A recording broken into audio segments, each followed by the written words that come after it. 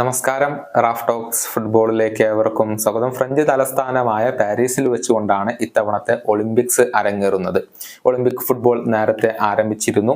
ഇതുമായി ബന്ധപ്പെട്ടുകൊണ്ട് ഒട്ടേറെ വിവാദങ്ങൾ ഇപ്പോൾ നടക്കുകയും ചെയ്തിട്ടുണ്ട്. അർജന്റീൻ പരിശീലകനായ ഹവിയർ മഷരാനോ തങ്ങൾ ഫ്രാൻസിൽ നേരിടുന്ന അരക്ഷിതാവസ്ഥയെ പറ്റി വലിയ രൂപത്തിൽ സംസാരിച്ചിരുന്നു.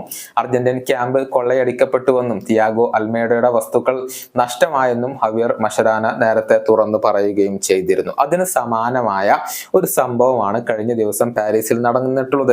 അതായത് ബ്രസീലിയൻ ഇതിഹാസമായ സീക്കോ ഒളിമ്പിക്സ് വീക്ഷിക്കാൻ വേണ്ടി പാരീസിൽ എത്തിച്ചേർന്നിരുന്നു. ഒളിമ്പിക് കമ്മിറ്റിയുടെ പ്രത്യേക ക്ഷണപ്രകാരമായിരുന്നു അദ്ദേഹം പാരീസിൽ എത്തിയിരുന്നത്. എന്നാൽ അദ്ദേഹവും ഇപ്പോൾ കൊള്ളയടിക്കപ്പെട്ടിട്ടുണ്ട്.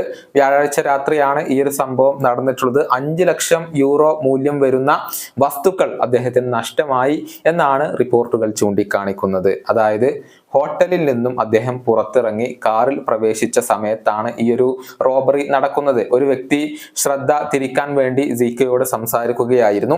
മറ്റൊരു വ്യക്തി ഈ കാറിലുള്ള അദ്ദേഹത്തിന്റെ സ്യൂട്ട് കേസ് മോഷ്ടിക്കുകയും ചെയ്തു.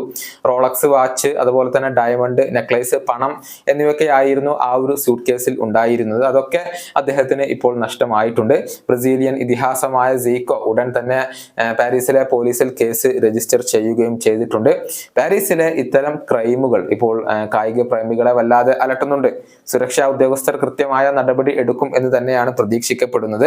അർജന്റീനയും മൊറോക്കോയും തമ്മിൽ നടന്ന ആ ഒരു ആദ്യ മത്സരത്തിൽ ഗുരുതര സുരക്ഷാ വീഴ്ചകൾ ഉണ്ടായിരുന്നു. നിരവധി തവണയായിരുന്നു മത്സരം നിർത്തിവെക്കേണ്ടി വന്നത്. ഒരുപാട് ആരാധകർ മത്സരം കയ്യേറുകയും ചെയ്തിരുന്നു എന്നുള്ളതാണ്. മാത്രമല്ല അർജന്റീൻ താരങ്ങൾക്ക് എതിർ ആരാധകരിൽ നിന്നും പടക്കയേറ് നേരിടേണ്ടി വരികയും ചെയ്തിരുന്നു. ഇതിനെതിരെ വലിയ വിമർശനങ്ങളായിരുന്നു അർജന്റീൻ ക്യാമ്പ് ഉന്നയിച്ചിരുന്നത്. ഈ വീഡിയോയുടെ അവസാനിപ്പിക്കുന്നു. വീണ്ടും കാണാം.